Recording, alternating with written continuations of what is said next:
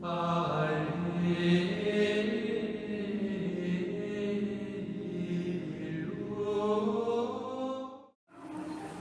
María Purísima.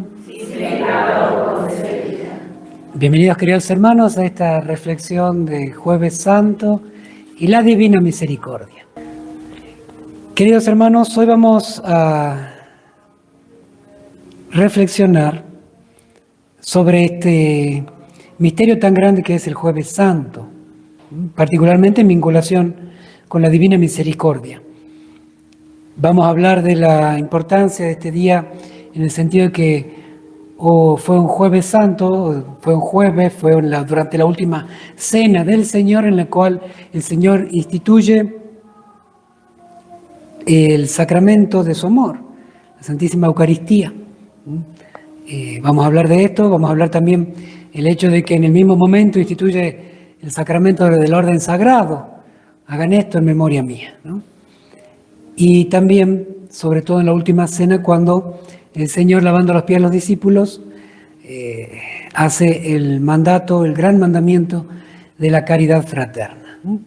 Bueno, este tema de la reflexión en torno a lo que pasó en la última cena, al cenáculo, es también visto por Sor Faustina. Y siempre cuando reflexionamos sobre este Jueves Santo, traemos a colación este numeral 684 del diario de Sor Faustina, donde Sor Faustina escribe así: Jesús me permitió entrar en el cenáculo y estuve presente durante lo que sucedió allí. Sin embargo, lo que me conmovió más profundamente fue el momento antes de la consagración en que Jesús levantó los ojos al cielo y entró en un misterioso coloquio con su Padre. Aquel momento lo conoceremos debidamente solo en la eternidad. Sus ojos eran como dos llamas, el rostro resplandeciente, blanco como la nieve, todo su aspecto majestuoso, su alma llena de nostalgia. En el momento de la consagración descansó el amor saciado, el sacrificio completamente cumplido. Ahora se cumplirá solamente la ceremonia exterior de la muerte, la destrucción exterior. La esencia está en el cenáculo. Así Sor Faustina ve, digámosle así, la primera misa, vista de alguien que ha contemplado el misterio de lo que es el Jueves Santo desde el cenáculo mismo. Por supuesto, Sor Faustina, donada de tantos dones extraordinarios, tiene de poder ver de estas particularidades del cenáculo, ¿no? Allí es donde se cumple ya el sacrificio, allí es donde trae en el tiempo lo que va a suceder al día siguiente. Lo hace presente allí, allí está la entrega, allí está la primera misa, está el sacrificio pascual de la nueva alianza, que se cumple en lo exterior, como Sor Faustina tan sencillamente va a explicar al día siguiente, el Viernes Santo, y todo lo que es la pasión, ¿no? Entonces, Sor Faustina ve desde adentro, y es la manera con la cual tenemos que vivir este Jueves Santo, cada uno en aquello que le va a tocar participar, y que es muy recomendable vivirla intensamente, dedicándole todo lo posible a vivir el misterio de lo que significa el corazón de Cristo, ese amor, esa unidad con el Padre, y la donación que va a hacer de sí mismo, donando la Eucaristía, el orden sagrado y el mandato de la caridad. Sobre ello vamos a reflexionar ahora, particularmente en primer lugar la Eucaristía. Hoy es, digámosle así, el momento en el cual celebramos esta institución del sacramento de su amor. Ya hemos comentado en otras reflexiones sobre el Jueves Santo y la Divina Misericordia algunos numerales de Santa Faustina. Hoy vamos a hacerlo desde el numeral 91 del diario de Sor Faustina. Allí ella escribe así, respecto a la Eucaristía: cada mañana durante la meditación me preparo para la lucha de todo el día. Y la Santa Comunión es mi garantía de que venceré. Y así sucede.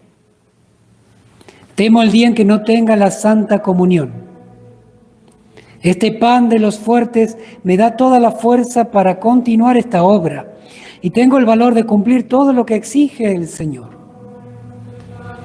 El valor y la fortaleza que están en mí no son míos, sino de quien habita en mí, la Eucaristía. Jesús mío, qué grandes son las incomprensiones. A veces, si no tuviera la Eucaristía, no tendría la fuerza para seguir el camino que me has indicado. Bueno, cuando escuchamos en el Evangelio que el Señor ahí en la última cena dice: tomad y comed, esto es mi cuerpo, tomad y bebed, esta es mi sangre. Cumple aquello que ya en el mismo Evangelio de San Juan había adelantado cuando les dicen en el discurso de Cafarnaúm: que coma mi carne y beba mi sangre tiene vida eterna, y yo lo resucitaré en el último día.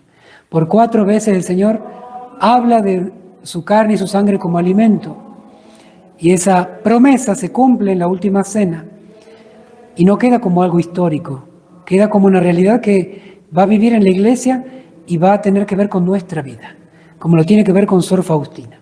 ¿Cómo es posible entender que de 12 apóstoles, de los cuales estaban el que lo vendió, el que lo negó 3 veces, los que lo abandonaron, los que no le creyeron, ni aun viéndolo resucitado, estaban seguros? ¿Cómo puede entenderse que gracias a ellos, justamente porque la Iglesia es apostólica, católica y apostólica, tenemos la fe que une a tantos continentes, de todas partes teniendo la misma fe? Justamente porque es gracias a la Eucaristía, la presencia de Jesús, en la Eucaristía que los apóstoles, que los cristianos pudieron sortear las miles de vicisitudes a lo largo de la historia del mundo. Santa Faustina dice aquí que necesitaba la Eucaristía para poder cumplir con esta obra. Y esta obra significa que a Sor Faustina se le encomendaba, a ella que apenas sabía leer y escribir, la fundación de una congregación, establecer en el mundo el culto a la misericordia de Dios, hablar al mundo entero de la infinita misericordia divina, algo que la superaba totalmente a ella. Pero en la Eucaristía, cuando uno conoce el misterio que está en la Eucaristía, tiene fuerza para todo. Nada le parece imposible. Por eso, así como Sor Faustina, así como los 12 apóstoles, enviados al mundo entero a predicar la fe en Cristo y hacer el mundo entero sus discípulos, obra que era tremendamente imposible para pobres pescadores de Galilea. Sin embargo, conocieron que en la última cena el Señor había dejado algo muy valioso, muy importante, que empezaron ellos a repetirlo, a actualizarlo, a hacerlo presente, que es su presencia ya no en el maná del pan que comieron con Moisés, el pueblo de Israel, sino que ese maná se convertiría justamente en el corazón de Cristo, como alimento. Allí está la fortaleza también, para que cada uno pueda cumplir la misión que Dios le ha dado. Así como Sor Faustina, así como los apóstoles, cada uno debe cumplir una misión, y que cuando uno se da cuenta de la grandeza y la importancia y la gravedad de la misión que debe llevar, se dará cuenta que es imposible para las fuerzas humanas. Pero cuando se da cuenta quién está en la Eucaristía y la fuerza que reside allí, nada le parece imposible. Vivamos este misterio que se ha vivido siempre en 2000 años de fe. Así como fue para los apóstoles, así como fue para Sor Faustina, es también para ti y para mí. De allí de la Eucaristía está la fortaleza. Y en este Jueves Santo está puesto justamente, y la riqueza de la liturgia es descubrir ese tesoro. Particularmente estos días viviremos la riqueza del tesoro. Ahora el Jueves Santo, con lo que es el monumento, la visita a los 7 monumentos, el acompañarlo a Jesús a lo largo de su sufrimiento antes de morir en la cruz. Y litúrgicamente también, ya a partir de mañana, empezaremos a amar la Eucaristía no teniéndola, con su ausencia. Como dice el dicho, ¿no? No nos damos cuenta de lo que tenemos hasta que lo perdemos. Entonces la liturgia ha querido que de alguna manera tengamos esa sensación de pérdida para valorar las cosas nuevamente, para redescubrirla. Entonces, los animo a esto en este Jueves Santo, también en el sacerdocio, porque en la última cena el Señor instituye el orden sagrado. A la vez que instituye la Eucaristía, instituye el sacerdocio, que justamente, como decía Juan Pablo II, La iglesia hace la Eucaristía, la Eucaristía hace la iglesia, hace al orden sagrado, hace al sacerdocio. El sacerdocio, las manos consagradas, están para consagrar justamente la Eucaristía, por eso son las manos que pueden tocar la Eucaristía. Y es la Eucaristía la que da sentido a que haya manos consagradas. Es un intercambio que desde la última cena ha nacido allí. Por eso el valor y lo sagrado de las manos sacerdotales. Por eso en una ordenación sacerdotal, luego de la ordenación se les besa las manos, ya no son las mismas que antes de la ordenación. Y vamos a leer un numeral del diario de Sor Faustina, donde se refiere al sacerdocio, también porque hoy es el día en el cual se celebra la institución de este sacramento. Vamos a leer el numeral del diario de Sor Faustina 41. Una vez vi a un siervo de Dios en el peligro de pecado grave, que iba a ser cometido un momento después. Empecé a pedir a Dios que me cargara con todos los tormentos del infierno, todos los sufrimientos que quisiera, pero que liberase a ese sacerdote y lo alejara del peligro de cometer el pecado. Jesús escuchó mi súplica y en un momento sentí en la cabeza la corona de espinas. Las espinas de la corona penetraron hasta mi cerebro. Esto duró 3 horas. El siervo de Dios fue liberado de aquel pecado y Dios fortaleció su alma con una gracia especial. Traigo a colación este numeral del diario de Sor Faustina en las circunstancias en las cuales reflexionamos sobre el sacerdocio, porque, hoy acudimos a una situación en la cual el sacerdocio está, digámosle así, en una situación de crisis. No solamente por la cantidad, ojalá fuera solo la cantidad. Recordemos que el sacerdocio empezó siendo 12 y menos también. Y con 12 fieles terminó conquistándose el mundo. El tema no es la cantidad, pero hoy en día también es la cantidad. Pero sobre todo es este tema que ve Sor Faustina, lo que pasa en el interior, la crisis interior, la crisis de identidad sacerdotal, la crisis de fe sacerdotal, que muchos no sabemos para qué estamos. Se confunde la vida sacerdotal con la laical, perdiendo el signo religioso, el valor de aquello para lo cual estamos. El sacerdote está para traer a Cristo, para vivir de Él. De hecho, ¿cuántos santos, Santo Cura de Ars, entre ellos, dicen, el sacerdocio es el amor del corazón de Cristo? Y San Juan, en la última cena, justamente del Jueves Santo, hace su morada en el corazón de Cristo cuando reclina su cabeza en el costado de su Maestro.